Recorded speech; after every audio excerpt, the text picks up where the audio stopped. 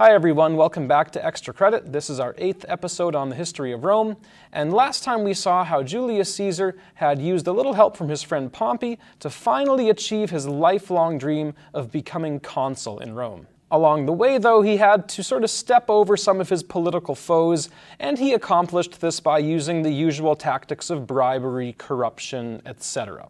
This in turn caused lots of the senators to really hate him because they thought he was, a power-hungry, scheming, ambitious warlord who was out for his own glory and success. Which pretty much, yeah.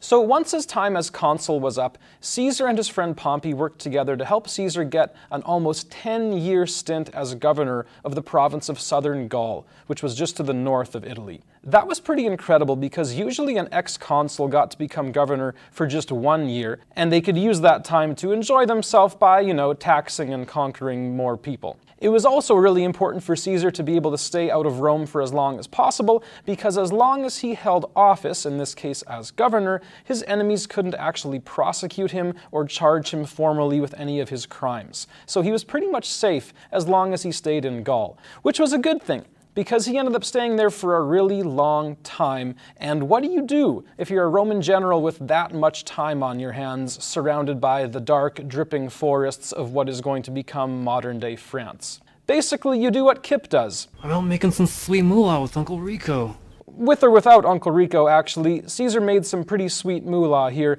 meaning he conquered a vast amount of territory and became enormously wealthy, even wealthier than he had been before. He essentially added all of modern-day France to the Roman Empire.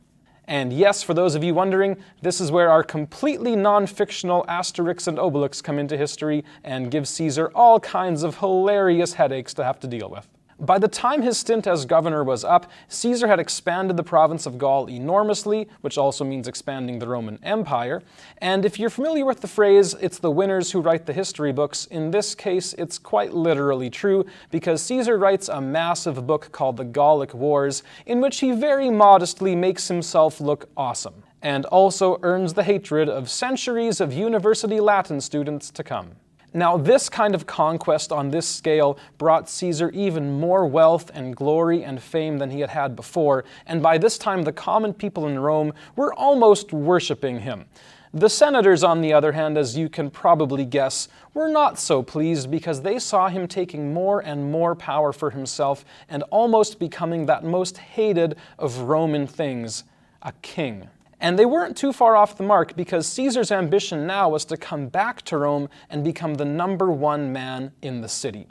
But there was a problem. As soon as he crosses the Rubicon River, which separates Gaul from Italy, he's going to become totally open to prosecution because his time as governor will be done and he can now be treated like a private citizen. This is really bad for Caesar because now it's going to end with him either being exiled or killed if he chooses to come back to Rome without his army behind him. Now at this point, those of you who have been paying attention might be thinking, hey, this would be a great time for Caesar to get a little help from his old friend Pompey, right?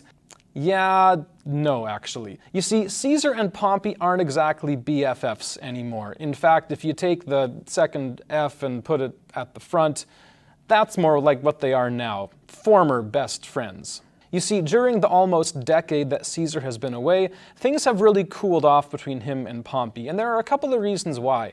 One was because Pompey's wife passed away, which normally wouldn't really affect political affairs too much, except for the fact that his wife's name was Julia and happened to be Julius Caesar's own daughter. This kind of marriage alliance between powerful families in Rome was a really common thing, and it was a way for these families and these men to cement their ties to each other. So with Julia gone, there wasn't really any good reason for Caesar and Pompey to both come to the same Christmas parties anymore. That and the fact that Christmas isn't going to exist for another 49 years. But that alone wouldn't have been enough to cause these guys to turn against each other. Instead, there was added pressure to their relationship by what I like to call the Survivor Season Finale syndrome, or for those of you who are less well acquainted with early 2000s reality TV, the Katniss and Peeta moment. This refers to that awkward situation where you and your best friend have risen to the top together, and now you look around and realize that the only person left standing in your way is them. After all, Pompey was a powerful and ambitious man in his own right, and the Senate used that knowledge to drive a wedge between him and Caesar. Essentially, the senators came to Pompey and said, "Will you stand up against Caesar and defend us from him? Will you be the man who saves Rome and earns the title of the defender of the Republic?" And Pompey says, "Absolutely, I'm all in. I will totally defend you guys against that evil, wicked Julius Caesar, who I totally never helped become powerful and wasn't friends with at all." Ha ha ha ha. But seriously, this puts Caesar in a really tough position, because now if he comes back home, in addition to facing the wrath of the Roman Senate who wants to prosecute him, he also has to face the wrath of his own former best friend, who's still a really good general, even if he's getting on in years. As you can tell, this is setting the stage for one of the terrible civil wars in Roman history. And as you can see, yes, thank you Wikipedia, there are a lot of civil wars, guys. Yeah, the Romans, they liked to civil war a lot. Yeah, okay, all right. Yeah, okay, yeah, we get it already.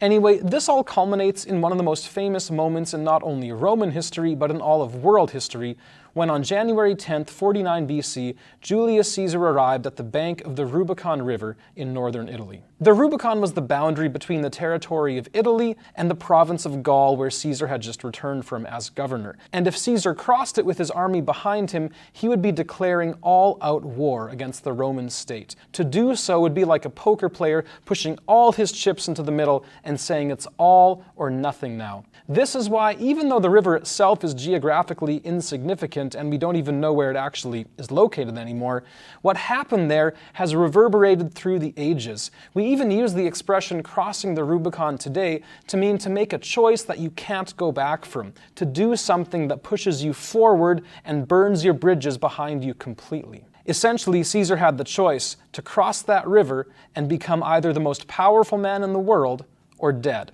or even all of the above. And Caesar knew the weight of this moment, and that's why, according to legend, as he spurred his horse onward with his men behind him, he apparently muttered the famous words, "The die is cast." And exactly where that die falls, we'll see next time. Bye for now. Hey everybody, thanks for watching. It's always a great time making extra credit. Your challenge for this week is to figure out who was Vercingetorix and what's going on in this picture here. As always, keep safe, have fun, and we will see you next time.